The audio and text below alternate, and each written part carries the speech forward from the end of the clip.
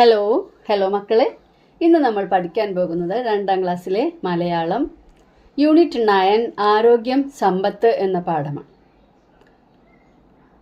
ഒരു ഈച്ചയും കൊതുകും തമ്മിലുള്ള ഒരു സംഭാഷണമാണ് നമ്മുടെ ഈ പാഠഭാഗത്ത് കൊടുത്തിട്ടുള്ളത്. വായിച്ചു നോക്കാം. നിങ്ങൾ ആദ്യമായിട്ടാണ് നമ്മുടെ ചാനൽ കാണുന്നതെങ്കിൽ ഒന്ന് സബ്സ്ക്രൈബ് ചെയ്യണം. അതുപോലെ തന്നെ വീഡിയോ ലൈക്ക് ചെയ്യാനും വീഡിയോ ഷെയർ ചെയ്യാനും മറക്കല്ലേ കേട്ടോ. ഓക്കെ. ആരോഗ്യം സമ്പത്ത്. അയ്യോ, വിശന്നിട്ടു വയ്യ. കുറുമ്പനീച്ച അലറിക്കരഞ്ഞു. എൻ്റെ വിശപ്പ് മാറിക്കിട്ടി. കൊതിച്ചി കൊതുക് ആശ്വാസത്തോടെ പറഞ്ഞു. അതെങ്ങനെ? കുറുമ്പൻ ചോദിച്ചു. ദാ അവിടെ ഒരു ചെറുക്കൻ. ഞാൻ അവനെ കുത്തി. നല്ല രുചിയുള്ള ചോര. കൊതിച്ചി കൊതുക് ചിരിച്ചു. അയ്യോ, വിശക്കുന്നേ. കുറുമ്പൻ പിന്നെയും നിലവിളിച്ചു. അതാ ആ ചെറുക്കൻ. അവൻ ഭക്ഷണത്തിൻ്റെ മുന്നിലാണ്. നിനക്ക് എന്തെങ്കിലും കിട്ടാനിടയുണ്ട്. കൊതിച്ചി കുറുമ്പനെ സമാധാനിപ്പിച്ചു. ഒറ്റയ്ക്ക് പോവാൻ പേടിയാകുന്നു. നമ്മൾ രോഗങ്ങൾ പരത്തുന്നവരാണെന്ന് അവർക്കറിയാം. നീ എൻ്റെ കൂടെ വരുമോ? കുറുമ്പൻ ചോദിച്ചു. അയ്യോ, ഞാനില്ല. എനിക്ക് മുട്ടയിടാൻ നേരമായി. കൊതിച്ചി ഒഴിഞ്ഞു മാറി. മുട്ടയിടാനോ? എവിടെ? കുറുമ്പൻ ചോദിച്ചു. കെട്ടിക്കിടക്കുന്ന ജലം തേടി അലയണം, കൊതിച്ചി പറഞ്ഞു. എന്നാൽ ഞാൻ പോയി എന്തെങ്കിലും തിന്നട്ടെ, നമുക്ക് പിന്നെ കാണാം. കുറുമ്പൻ ഭക്ഷണമേശയ്ക്കു നേരെ പറന്നു. കൊതിച്ച് കൊതിയനീച്ച പറന്നു വന്നു. പറന്നു വന്നു. ചേറിലും ചോറിലും മാറി മാറിയിരുന്നു. കൊതിച്ച് കൊതുകൊരുത്തി പറന്നു വന്നു. സൂചി കുത്തി ചോരയൂറ്റി മൂളി പറന്നു. കൊതിയനീച്ചയും അതുപോലെ കൊതിച്ച് കൊതുകിനെയും കുറിച്ചിട്ടുള്ള ഒരു പാട്ട് അല്ലേ? കൊതിയനീച്ച ചോറിലും ചേറിലും എല്ലായിടത്തും മാറി ഇരിക്കുകയാണ്. കൊതുക് എന്താണ് ചെയ്യുന്നത്? സൂചി കുത്തി ചോരയൂറ്റി പറക്കുകയാണ്. എങ്ങനെയാ പറക്കുന്നത്? മൂളി പറന്നു. കഥ വായിച്ചല്ലോ. കഥാപാത്രങ്ങൾ ആരൊക്കെയാണ് ഇതിലെ കഥാപാത്രങ്ങൾ? കുറുമ്പൻ ഈച്ചയും കൊതിച്ചി കൊതുകും അല്ലേ? ഭക്ഷണം തേടിപ്പോയ കുറുമ്പൻ ഈച്ചയ്ക്ക് എന്ത് സംഭവിച്ചിട്ടുണ്ടാകും? ഭക്ഷണം എന്തെങ്കിലും കിട്ടിക്കാണും അല്ലേ? കിട്ടിക്കാണുമോ എന്ന് നോക്കാം. ഇനി നമുക്കൊന്ന് വായിക്കാം. ഊണ് കഴിക്കുന്ന സിദ്ധു. ഇവിടെ ഊണ് കഴിക്കുന്ന ആരാണ്? സിദ്ധു. കുറുമ്പൻ ഈച്ച പറന്നു വരുന്നു. പാത്രത്തിന് ചുറ്റും പാറി നടക്കുന്നു. കുറുമ്പനീച്ച വിശക്കുന്നേ. സിദ്ധു അയ്യേ ഈച്ച. കുറുമ്പൻ പാത്രത്തിൽ ഇരിക്കാൻ ശ്രമിക്കുന്നു. സിദ്ധു ആട്ടിപ്പായിക്കുന്നു. ഈച്ച പിന്നെയും ചുറ്റിപ്പറക്കുന്നു. കുറുമ്പനീച്ച വിശക്കുന്നേ. സിദ്ധു മുത്തശ്ശി ഓടിവാ, ഈച്ച എൻ്റെ പാത്രത്തിൽ ഇരിക്കുന്നു. മുത്തശ്ശി വരുന്നു. മുത്തശ്ശി ഈച്ചയെ ആട്ടിപ്പായിക്ക്. സിദ്ധു ഈച്ച പിന്നെയും വരുന്നു മുത്തശ്ശി. മുത്തശ്ശിയും സിദ്ധുവും ചേർന്ന് ഈച്ചയെ തുരത്തുന്നു. മുത്തശ്ശി ഈച്ചയെ ആട്ടിപ്പായിച്ചല്ലോ, ഇനി ഊണ് കഴിക്കാം. സിദ്ധു ഊണ് കഴിക്കുന്നു. അപ്പം നമ്മുടെ കുറുമ്പനീച്ചയ്ക്ക് ആഹാരമൊന്നും കിട്ടിയില്ല അല്ലേ? അവനെ ആട്ടിപ്പായിച്ചു സിദ്ധുവും മുത്തശ്ശിയും കൂടിയിട്ട് അല്ലേ? എന്തുകൊണ്ടാണ് ഇവരിങ്ങനെ ഈച്ചയെ ആട്ടിപ്പായിച്ചത്? ഈച്ച ചേറിലും ഇരിക്കും, ചോറിലും ഇരിക്കും, ചളിയിലും ഇരിക്കും. അങ്ങനെ ഈച്ച രോഗങ്ങൾ പരത്തും. അതുകൊണ്ടാണ് നമ്മൾ ഈച്ചയെ ഇങ്ങനെ കണ്ടെടുത്തതൊക്കെ ആട്ടിപ്പായിക്കുന്നത് അല്ലേ? ഇതൊരു നാടകം പോലെയാണ് ഇവിടെ തന്നിട്ടുള്ളത്. എന്താണ് നാടകം പോലെ? കഥ പോലെ. കഥ ആയിട്ടല്ല അത് തന്നിട്ടുള്ളത്. ഇവിടെ നടക്കുന്ന കാര്യങ്ങളൊക്കെ ഇവിടെ എഴുതിയിട്ടുണ്ട്. സിദ്ധു ഊണ് കഴിക്കുന്നു, കുറുമ്പനീച്ച പറന്നു വരുന്നു, പാത്രത്തിന് ചുറ്റും പാറി നടക്കുന്നു. ഇതെല്ലാം ഇവിടെ എഴുതി വെച്ചിട്ടുണ്ട്. അതുപോലെയാണ് അഭിനയിക്കുകയും ചെയ്യേണ്ടത്. കുറുമ്പനീച്ച വിശക്കുന്നേ വിശക്കുന്നേ എന്ന് പറഞ്ഞിട്ടാണ് പാത്രത്തിന് ചുറ്റും ഇങ്ങനെ പാറി നടക്കേണ്ടത്. അപ്പോൾ സിദ്ധു പറയേണ്ട ഡയലോഗ് എന്താണ്? അയ്യേ ഈച്ച.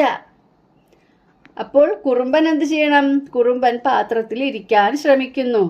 സിദ്ധു ആട്ടിപ്പായിക്കുന്നു. ഈച്ച പിന്നെയും ചുറ്റിപ്പറക്കുന്നു. ഇതൊക്കെ അവിടെ നടക്കണം. കുറുമ്പൻ ഈച്ച പറയുന്ന ഡയലോഗ് വിശക്കുന്നേ വിശക്കുന്നേ എന്നാണ്. അപ്പോൾ സിദ്ധു മുത്തശ്ശി ഓടി വാ, ഈച്ച എൻ്റെ പാത്രത്തിൽ ഇരിക്കുന്നു എന്ന് പറഞ്ഞ് അഭിനയിക്കണം. അപ്പം മുത്തശ്ശി അവിടെ നിന്ന് അകത്തുനിന്ന് ഇങ്ങോട്ട് വരണം. മുത്തശ്ശി അവിടെ വന്ന് നിന്നതിന് ശേഷം പറയാണ്, ഈച്ചയെ ആട്ടിപ്പായിക്ക് സിദ്ധു. അപ്പൊ സിദ്ധു പറയുന്ന ഡയലോഗ് എന്താണ്? ഈച്ച പിന്നെയും വരുന്നു മുത്തശ്ശി. എന്നിട്ട് അവിടെ നടക്കുന്ന കാര്യമാണ് അവിടെ എഴുതിയിട്ടുണ്ട്. മുത്തശ്ശിയും സിദ്ധുവും ചേർന്ന് ഈച്ചയെ തുരത്തുന്നു. അതിനുശേഷം മുത്തശ്ശി പറയുന്ന ഡയലോഗ്, ഈച്ചയെ ആട്ടിപ്പായിച്ചല്ലോ, ഇനി ഊണ് കഴിക്കാം. അപ്പോൾ സിദ്ധു ഊണ് കഴിക്കുന്നു അവിടെ ഇരുന്നിട്ട്. ഇങ്ങനെ നിങ്ങളിവിടെ നാടകമായിട്ട് അഭിനയിക്കണം. അപ്പോൾ ഇവിടെ നോക്കാം, കുറുമ്പൻ ഈച്ചയുണ്ട്, കൊതിച്ചി കൊതുകുണ്ട്, സിദ്ധു ഉണ്ട്, മുത്തശ്ശിയുണ്ട്. ഓക്കെ, അപ്പോൾ എല്ലാവരും ക്ലാസ്സിൽ പോയി അഭിനയിക്കുമല്ലോ. ഓക്കെ, ഇനി പറഞ്ഞതാര് വരച്ചു ചേർക്കാം. ഇതാരാണ് പറഞ്ഞതെന്ന് അവരെ നേരെ വര കൊണ്ട് യോജിപ്പിക്കണം. നല്ല രുചിയുള്ള ചോര, ഇത് പറഞ്ഞത് ആരാ? ചോര കുടിക്കുന്ന ആളാരാണ്? ഈച്ചയാണോ കൊതുകാണോ? കൊതുക്. അപ്പോൾ ഇവിടെ കൊതുകിന് നേരെ വരച്ച് യോജിപ്പിക്കാം. അയ്യോ വിശക്കുന്നേ, ഇത് പറയുന്നത് ഈച്ച അല്ലേ? കുറുമ്പൻ ഈച്ചയുടെ നേരെ വരച്ച് ചേർക്കുക. ഈച്ചയെ ആട്ടിപ്പായിക്ക്, അതാരാ പറഞ്ഞത്? മുത്തശ്ശി. മുത്തശ്ശിയുടെ നേരെ വരച്ച് യോജിപ്പിക്കാം. ഈച്ച എൻ്റെ പാത്രത്തിൽ ഇരിക്കുന്നു, ഇത് പറയുന്നത് സിദ്ധു ആണ്. ഓക്കെ, ഇപ്പം സിദ്ധുവിന് നേരെ വരച്ച് ചേർക്കുക. അടുത്തത് നോക്കാം. അടുത്ത പ്രവർത്തനം, നാരങ്ങ വെള്ളം ഉണ്ടാക്കാം. അവധി ദിവസമാണ്, അവധി ദിനമാണ്. സിദ്ധുവും കൂട്ടുകാരും കളിയോട് കളി തന്നെ. ശോ, വല്ലാത്ത ദാഹം, നാരങ്ങ വെള്ളം ഉണ്ടാക്കാം. സിദ്ധു വീട്ടിലേക്കോടി. നാരങ്ങ എടുത്ത് മുറിച്ചു, വെള്ളമെടുത്തു. നീ കൈ കഴുകിയോ സിദ്ധു? മുത്തശ്ശി കണ്ടുപിടിച്ചു. മുത്തശ്ശി സിദ്ധുവിനെ വിളിക്കുകയാണ്. നീ കൈ കഴുകിയോ സിദ്ധു? അയ്യോ, കൈ കഴുകാൻ മറന്നുപോയി. നീ പാത്രം കഴുകിയോ സിദ്ധു? എടുത്തില്ലേ, ഒരു പാത്രം എടുത്തല്ലോ, അത് കഴുകിയോ? അത് കഴുകിയിട്ടില്ല അല്ലേ. നാരങ്ങ കഴുകിയോ സിദ്ധു? നീ നാരങ്ങ കഴുകിയോ? അതും കഴുകിയിട്ടില്ല. അപ്പം അതിൻ്റെ അടിയിൽ എഴുതി നോക്കൂ, ശുചിത്വ ശീലങ്ങൾ പാലിച്ച് നമുക്ക് ക്ലാസ്സിൽ നാരങ്ങ വെള്ളം ഉണ്ടാക്കിയാലോ. ശുചിത്വ ശീലങ്ങളിൽ എന്തൊക്കെ പെട്ടു എന്ന് നമുക്ക് ഇവിടുന്ന് മനസ്സിലായി അല്ലേ. നമ്മൾ പുറത്ത് പോവുക, കളിക്കാൻ പോവുക, പുറത്ത് പോവുകയൊക്കെ ചെയ്ത് വന്നു കഴിഞ്ഞാൽ നമ്മുടെ കൈ കഴുകണം അല്ലേ. എന്തെങ്കിലും ആഹാരം കഴിക്കുന്നതിന് മുമ്പായിട്ടും ആഹാരം ഉണ്ടാക്കുന്നതിന് മുമ്പായിട്ടും കൈ കഴുകണം. അപ്പോൾ കൈ കഴുകണം ആദ്യം. അതിനുശേഷം നമ്മൾ ഏത് പാത്രത്തിലാണോ വെള്ളം ഉണ്ടാക്കേണ്ടത് ആ പാത്രം കഴുകണം. അതുപോലെ അത് ഇളക്കാനുള്ള സ്പൂണ് കഴുകണം. പിന്നെ നാരങ്ങ പല സ്ഥലത്തുനിന്നും വരുന്നതാണ്, നാരങ്ങയും കഴുകണം. അങ്ങനെ ശുചിത്വ ശീലങ്ങൾ പാലിച്ചുകൊണ്ട് നിങ്ങൾ ക്ലാസ്സിൽ നാരങ്ങ വെള്ളം തയ്യാറാക്കണം. നാരങ്ങ വെള്ളം ആവശ്യമായ സാധനങ്ങൾ: നാരങ്ങ, വെള്ളം, പഞ്ചസാര. വൃത്തിയുള്ള പാത്രത്തിൽ ആവശ്യത്തിന് തിളപ്പിച്ചാറിയ വെള്ളം എടുക്കുക. അതിലേക്ക് നാരങ്ങ കഴുകി നീരൊഴിക്കുക. ആവശ്യത്തിന് പഞ്ചസാര ചേർക്കുക. നന്നായി ഇളക്കുക. പാത്രവും സ്പൂണും കൈകളും നന്നായി കഴുകിയിരിക്കണം. ഓക്കെ, ഇനി വിലയിരുത്താം എന്ന ഭാഗം നോക്കാം. അപ്പോൾ നാരങ്ങ വെള്ളം ഉണ്ടാക്കുന്നത് എങ്ങനെയെന്ന് എല്ലാവർക്കും മനസ്സിലായല്ലോ. വിലയിരുത്താം എന്ന പേജ് നോക്കാം. ചെയ്യേണ്ടവ: ഞാൻ ചെയ്തത്, ഞാൻ ചെയ്യാത്തത്. അപ്പം നമ്മൾ ഈ ശുചിത്വശീലങ്ങളെക്കുറിച്ച് പഠിച്ചതിന് ശേഷമാണ് നമ്മൾ ക്ലാസ്സിൽ ഇത് ചെയ്യുന്നത് അല്ലേ. അപ്പം നമ്മൾ എന്താണ് ഇതെല്ലാം ചെയ്യും അല്ലേ. കൈ കഴുകും, നാരങ്ങ കഴുകും, പാത്രം കഴുകും, തിളപ്പിച്ചാറിയ വെള്ളം ഉപയോഗിച്ചു. അതും കൂടി പ്രത്യേകം ചെയ്യേണ്ട കാര്യമാണ്. നമ്മൾ വെറും പച്ചവെള്ളത്തിലല്ല നാരങ്ങ വെള്ളം ഉണ്ടാക്കുന്നത്, തിളപ്പിച്ച് ആറിയ വെള്ളത്തിലാണ് നാരങ്ങ വെള്ളം ഉണ്ടാക്കേണ്ടത്. ഞങ്ങൾ രോഗം പരത്തും. ചിത്രം നോക്കൂ. ഈ ജീവികൾ പരത്തുന്ന രോഗങ്ങൾ കണ്ടെത്തി എഴുതാം. ചിത്രത്തിലെ ജീവികളെല്ലാവരും രോഗം പരത്തുന്നവരാണ്. ഓരോ രോഗങ്ങളും പരത്തുന്നത് ആരൊക്കെയാണ് എന്ന് നമുക്ക് നോക്കാം. എലി. എലി ഇതിൽ ഏത് രോഗമാണ് പരത്തുന്നത്? നമുക്കറിയാം, എലിപ്പനി അല്ലേ. എലിയുടെ പേരോട് ചേർന്നിട്ടാണ് ആ പനി. പിന്നെ കൊതുക്. കൊതുക് പരത്തുന്നത് മന്താണ്, മന്ത് രോഗം. പലതരം രോഗങ്ങൾ പരത്തുന്നുണ്ട്. ചിക്കുൻ ഗുനിയ പരത്തുന്നുണ്ട്, ഡെങ്കിപ്പനി പരത്തുന്നുണ്ട്. പക്ഷെ ഇതിൽ തന്നതിൽ മന്ത് രോഗമാണ് കൊതുക് പരത്തുന്നത്. മന്ത് രോഗം എന്ന് പറഞ്ഞാൽ എങ്ങനെയാണ്? മന്ത് രോഗം വന്നു കഴിഞ്ഞാൽ നമ്മുടെ കാലുകളിൽ നല്ല തടിച്ച് വീങ്ങി വരും കാലുകൾ. മന്ത് രോഗം വന്നു കഴിഞ്ഞാൽ കാലിൽ നോക്കാൻ അപ്പോൾ നമുക്ക് മനസ്സിലാവും. ഓക്കെ. ഇനി നിപ്പ. നിപ്പ എന്ന് നിങ്ങൾ കേട്ടിട്ടുണ്ടായിരിക്കുമോ? നിപ്പ 2-3 വർഷം മുമ്പ് നിപ്പ കേരളത്തിൽ വളരെയധികം അപകടം ഉണ്ടാക്കി, ആളുകൾ മരിക്കുകയൊക്കെ ചെയ്തു. ആ രോഗം നമുക്ക് പരന്നു വന്നത് വവ്വാലിൽ നിന്നാണെന്നാണ് പറയുന്നത്. നിപ്പ രോഗം പരത്തുന്നത് വവ്വാലാണ്. ഓക്കെ. ഇനി കോളറ. കോളറ പരത്തുന്നത് ഈച്ചയാണ്. നമ്മൾ നിസ്സാരമെന്ന് കരുതുന്ന ഈച്ചയാണ് കോളറ നമുക്ക് ഉണ്ടാക്കുന്നത്. കോളറ വന്നു കഴിഞ്ഞാൽ ഛർദിയും അതിൻ്റെ ഒപ്പം തന്നെ വയറിളക്കവും വന്ന് രോഗി വല്ലാതെ ക്ഷീണിച്ചു പോകും. നന്നായി വെള്ളം കുടിക്കുകയും തക്ക സമയത്ത് ചികിത്സ ലഭിക്കുകയും ചെയ്തില്ലെങ്കിൽ നമ്മൾ മരണം വരെ നമുക്ക് സംഭവിക്കാവുന്ന ഒരു രോഗമാണ് ഈ കോളറ. അപ്പോൾ കോളറ പരത്തുന്ന ജീവി ഈച്ചയാണ്. തുറന്നു വെച്ച ആഹാരം കഴിക്കരുത് എന്ന് നമ്മളോട് പറയുന്നത് അതുകൊണ്ടാണ്. അടുത്തതായിട്ട് നമുക്ക് സ്കൂളിലത്തെ അടുക്കളയൊന്ന് സന്ദർശിക്കാം. സിദ്ധുവും കൂട്ടുകാരും സ്കൂളിലെ അടുക്കള സന്ദർശനത്തിൻ്റെ ഭാഗമായി തയ്യാറാക്കിയ സൂചകങ്ങൾ നോക്കൂ. ഈ സൂചകങ്ങൾ ഉപയോഗിച്ച് നിങ്ങളുടെ സ്കൂളിലെ അടുക്കള സന്ദർശിച്ച് വിവരങ്ങൾ ശേഖരിക്കൂ. ഒന്നാമത്, അടുക്കളയും പരിസരവും വൃത്തിയുള്ളതാണ്. എല്ലാ സ്കൂളിലെയും അടുക്കളയും പരിസരവും നല്ല വൃത്തിയുണ്ടായിരിക്കും. അപ്പോൾ അതിന് നമ്മൾ ടിക്ക് കൊടുക്കുക. അരിയും മറ്റ് സാധനങ്ങളും ശരിയായി അടച്ചു വെച്ചിട്ടുണ്ട്. നിങ്ങൾ നോക്കിയതിന് ശേഷം ടിക്ക് കൊടുക്കണേ. അടുത്തതായിട്ട്, പാചകത്തിന് മുമ്പ് പാത്രങ്ങൾ വൃത്തിയായി കഴുകുന്നുണ്ട്. ഇപ്പോൾ തലേ ദിവസം കഴുകി വെച്ച പാത്രങ്ങളാണെങ്കിലും നമ്മൾ ഭക്ഷണം ഉണ്ടാക്കുന്നതിന് മുമ്പായിട്ട് വീണ്ടും അതൊന്നുകൂടി കഴുകണം. അങ്ങനെ കഴുകുന്നുണ്ടോ എന്ന് നോക്കണം. അരിയും പച്ചക്കറികളും മറ്റും പാചകത്തിന് മുമ്പ് ശരിയായ രീതിയിൽ കഴുകുന്നുണ്ട്. അരി കഴുകിയാണ് ഇടേണ്ടത് അല്ലേ. ഒരൊറ്റ കഴുകൽ കൊണ്ട് അരി വൃത്തിയാവില്ല. 2-3 തവണ അരി കഴുകണം. അതുപോലെ പച്ചക്കറികൾ വെള്ളത്തിൽ ഇട്ട് വെക്കണം കുറച്ച് നേരം, എന്നിട്ട് കഴുകിയെടുക്കണം. അങ്ങനെ ചെയ്യുന്നുണ്ടോ എന്ന് നോക്കുക. ശുദ്ധമായ വെള്ളമാണ് പാചകത്തിന് ഉപയോഗിക്കുന്നത്. കിണറിൽ നിന്ന് പൈപ്പ് ലൈൻ വഴിയാണ് നമ്മുടെ സ്കൂളിൽ എല്ലായിടത്തും ഇപ്പോൾ വെള്ളം കിട്ടുന്നത്. അപ്പോൾ വെള്ളം ശുദ്ധമായിരിക്കും അല്ലേ. അടുത്തത്, പാചകം ചെയ്ത സാധനങ്ങൾ ശരിയായി അടച്ചു വെച്ചിട്ടുണ്ട്. അടച്ചു വെക്കേണ്ടത് വളരെ അത്യാവശ്യമാണ് അല്ലേ. അത് ചെയ്തിട്ടുണ്ടോ എന്ന് നോക്കുക. അടുക്കളയിലെ മാലിന്യങ്ങൾ ശരിയായ രീതിയിൽ സംസ്കരിക്കുന്നുണ്ട്. അടുക്കളയിലെ മാലിന്യങ്ങൾ, പച്ചക്കറികളുടെ വേസ്റ്റും അതുമാതിരി മുട്ടയുടെ വേസ്റ്റോ തോലുകളോ ഇങ്ങനെയുള്ള പഴത്തോല് ഇങ്ങനെയുള്ള അടുക്കളയിലെ വേസ്റ്റുകളെല്ലാം ശരിയായ രീതിയിൽ സംസ്കരിക്കുന്നുണ്ടോ എന്ന് നോക്കണം. എവിടെയെങ്കിലും ഒരു കുഴിയിൽ കൊണ്ടേ തട്ടുക എന്നല്ല. ഓക്കെ.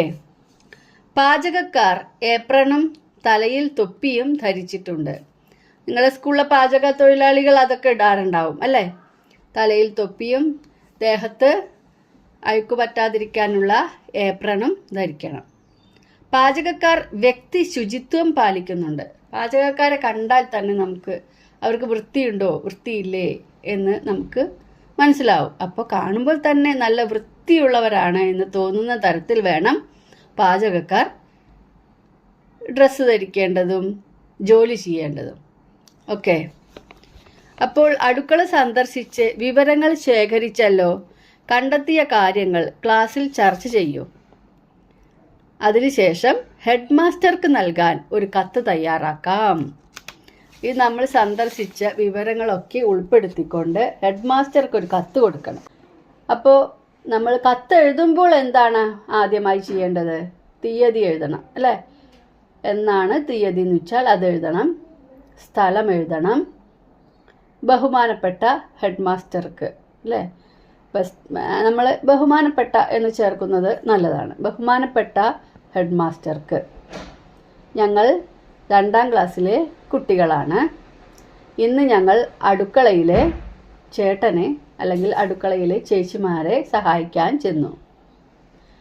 പച്ചക്കറികളും മറ്റും കഴുകി വൃത്തിയാക്കാനും പാചകം ചെയ്തു കഴിഞ്ഞ് അടുക്കള വൃത്തിയാക്കാനും ഞങ്ങൾ അവരെ സഹായിച്ചു. പാചകം ചെയ്യുന്ന ചേച്ചിമാർ മാസ്ക് ധരിക്കുകയും തലയിൽ തൊപ്പി ധരിക്കുകയും ചെയ്തിട്ടുണ്ട്. നല്ല വൃത്തിയായിട്ടാണ് പാചകം ചെയ്യുന്നത്. അടുക്കളയിൽ അഴുക്കോ പൊടിയോ ഒന്നുമില്ല. പാചകം ചെയ്തതെല്ലാം പാത്രങ്ങളിലാക്കി അടച്ച് വൃത്തിയായി സൂക്ഷിച്ചിട്ടുണ്ട്.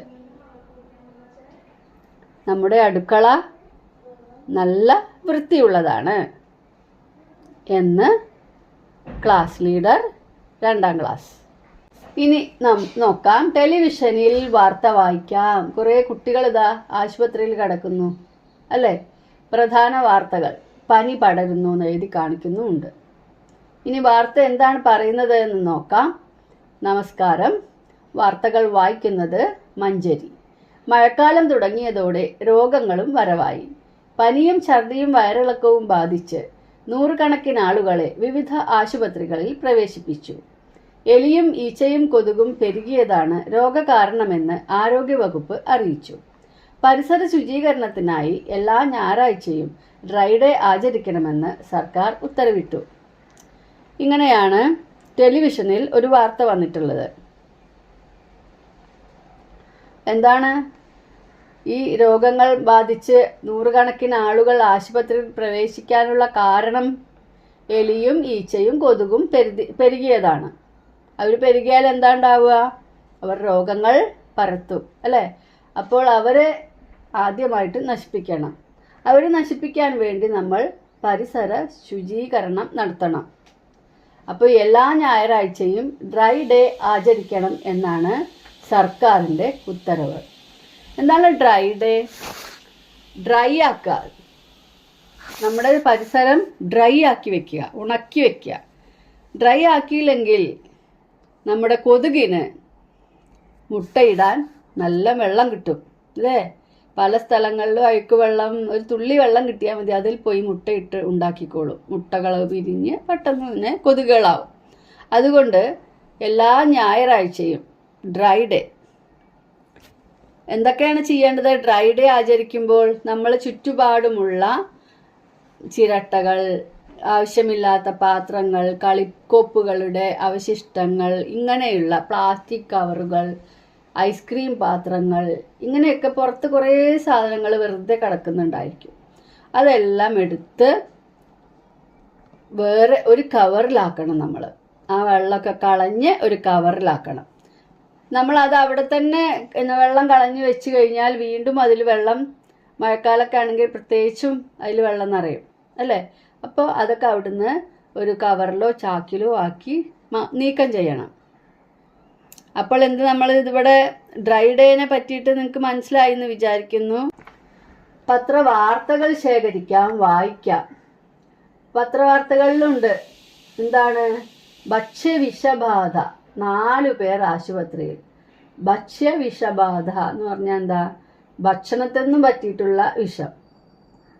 ഹോട്ടലുകളിൽ പരിശോധന, പഴകിയ ഭക്ഷണം പിടിച്ചെടുത്തു. പഴകിയ ഭക്ഷണം ഹോട്ടലിൽ കൊടുക്കുന്നുണ്ടെന്ന് കണ്ടുപിടിച്ചു. പത്രവാർത്തകൾ വായിച്ചല്ലോ. ഭക്ഷണവുമായി ബന്ധപ്പെട്ട എന്തെല്ലാം പ്രശ്നങ്ങളാണ് വാർത്തയിൽ പറഞ്ഞിരിക്കുന്നത്?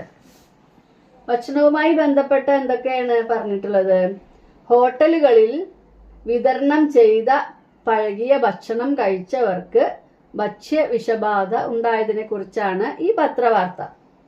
ഹോട്ടൽ ഭക്ഷണം കഴിയുന്നത്ര ഒഴിവാക്കി നമ്മുടെ വീടുകളിൽ ഉണ്ടാക്കുന്ന ഭക്ഷണം കഴിക്കണം. എല്ലാവർക്കും ഹോട്ടലിലെ ഭക്ഷണത്തിന്റെ ടേസ്റ്റൊക്കെ ഇഷ്ടമാണ്. പക്ഷെ നമ്മൾ എന്ത് ചെയ്യണം? അത് കഴിയുന്നത് ഒഴിവാക്കുക. എപ്പോഴെങ്കിലും കഴിക്കുന്നതിനോട് കുഴപ്പമില്ല. ഹോട്ടലുകളിൽ വിതരണം ചെയ്ത പഴകിയ ഭക്ഷണം കഴിച്ചവർക്ക് ഭക്ഷ്യവിഷബാധ ഉണ്ടായതിനെ കുറിച്ചാണ് പത്രവാർത്ത. ഹോട്ടൽ ഭക്ഷണം കഴിയുന്നത്ര ഒഴിവാക്കി നമ്മുടെ വീടുകളിൽ ഉണ്ടാക്കുന്ന ഭക്ഷണം കഴിക്കണം. പഴയ ഭക്ഷണം കഴിയുന്നത്ര ഒഴിവാക്കണം. ചൂടോടുകൂടി ഭക്ഷണം കഴിക്കാൻ ശ്രദ്ധിക്കണം. കൂടുതൽ വാർത്തകൾ കണ്ടെത്തി എഴുതാം. ഇതേപോലെ ഭക്ഷ്യവിഷബാധയെ കുറിച്ചിട്ടുള്ള കൂടുതൽ വാർത്തകൾ ഏതൊക്കെ ഉണ്ടോ എന്ന് നോക്കാം. അപ്പോൾ ഷവർമ കഴിച്ചിട്ട് ഭക്ഷ്യവിഷബാധ ഉണ്ടായതിനെ കുറിച്ചിട്ടൊരു വാർത്ത ഉണ്ടായിരുന്നു. ഷവർമ കഴിച്ച് ഭക്ഷ്യവിഷബാധ, കോളേജ് വിദ്യാർത്ഥികൾ ചികിത്സയിൽ. അതുപോലെ തന്നെ കുഴിമന്തി കഴിച്ചിട്ടുള്ള ആളുകൾക്ക് ഭക്ഷ്യവിഷബാധ ഉണ്ടായതായിട്ട് കണ്ടിട്ടുണ്ടായിരുന്നു. അപ്പോൾ അതും നമുക്ക് ഇവിടെ എഴുതാം. കുഴിമന്തി കഴിച്ച 17 പേർക്ക് ഭക്ഷ്യവിഷബാധ. ഒരു നമ്പർ ഇട്ടു എന്നേ ഉള്ളൂ കേട്ടോ. അപ്പോൾ അടുത്തതായിട്ട് ശുചിത്വ സന്ദേശ റാലി. സിദ്ധുവിൻ്റെ ക്ലാസ്സിലെ കൂട്ടുകാരെല്ലാം ചേർന്ന് ശുചിത്വ സന്ദേശ റാലി നടത്താൻ ഒരുങ്ങുകയാണ്. സന്ദേശവാക്യങ്ങൾ ഉള്ള പ്ലക്കാർഡുകൾ തയ്യാറാക്കണം. എന്തൊക്കെ വാക്യങ്ങളാണ് എഴുതേണ്ടത്? ഒന്ന് നമുക്കിവിടെ തന്നിട്ടുണ്ട്. ഭക്ഷണം വലിച്ചെറിയരുത്. ഭക്ഷണം വലിച്ചെറിയരുത് എന്ന് തരുമ്പോൾ തന്നെ നമുക്ക് അടുത്ത ഇതിൽ എഴുതാം. ഭക്ഷ്യവസ്തുക്കളും ഭക്ഷണ മാലിന്യങ്ങളും പ്ലാസ്റ്റിക് മാലിന്യങ്ങളും വെവ്വേറെ നിക്ഷേപിക്കുക. അതുപോലെ തന്നെ വേസ്റ്റിനെ വളമാക്കി മാറ്റാം. പിന്നെ ശുചിത്വം ശീലമാക്കുക. ഇങ്ങനെയൊക്കെയുള്ള സന്ദേശങ്ങൾ നമുക്ക് എഴുതി കൊടുക്കാം. നിങ്ങൾ നടത്തുന്ന ശുചിത്വ സന്ദേശ റാലി എല്ലാവരെയും അറിയിക്കാൻ സ്കൂളിലെ നോട്ടീസ് ബോർഡിൽ പതിക്കുന്നതിനായി ഒരു പോസ്റ്റർ തയ്യാറാക്കുക. ഇതുപോലെ പോസ്റ്ററുകൾ തയ്യാറാക്കാം. അടുത്തതായിട്ട് പാടാം രസിക്കാം. കുട്ടികളല്ലേ ചന്തങ്ങൾ. പാവക്കുട്ടി ചെളിയിൽ വീണു തിത്തകതൈ താരം ഓടിച്ചെന്നു വാരിയെടുത്തു. പാവക്കുട്ടി ചെളിയിൽ വീണു തിത്തകതൈ താരം ഓടിച്ചെന്നു വാരിയെടുത്തു. കഴുകിയുണക്കി കുഞ്ഞൂട്ടൻ പാലുകൊടുത്ത് പാടിയുറക്കാൻ മാറിൽ ചേർക്കും നേരത്ത് കുതറിച്ചാടി പാവക്കുട്ടി ചെളിയാക്കരുതേ കുഞ്ഞൂട്ടാ. കയ്യിൽ കാലിൽ ചെളിയുണ്ട്, നഖത്തിനുള്ളിൽ ചെളിയുണ്ട്, മേലാകെ ചെളിയാണല്ലോ, ഇന്നു കുളിച്ചിട്ടില്ലേ നീ, അയ്യേ കഷ്ടം കുഞ്ഞൂട്ടാ, കുട്ടികളല്ലേ ചന്തങ്ങൾ. മാറിൽ ചേർക്കുന്ന നേരത്ത് പാവക്കുട്ടി കുതറിച്ചാടിയത് എന്തുകൊണ്ടായിരിക്കാം?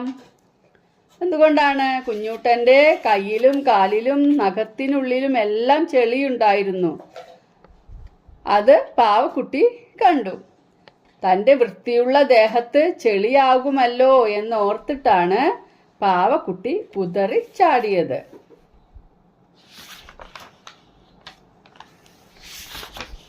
ഇനി നമുക്ക് ഈ പാഠത്തിൻ്റെ ആക്ടിവിറ്റി ബുക്കിലെ പ്രവർത്തനങ്ങളുമായി മറ്റൊരു വീഡിയോയിൽ വരാം. അപ്പോൾ എല്ലാവർക്കും ക്ലാസ് മനസ്സിലായി എന്ന് വിചാരിക്കുന്നു. ബൈ.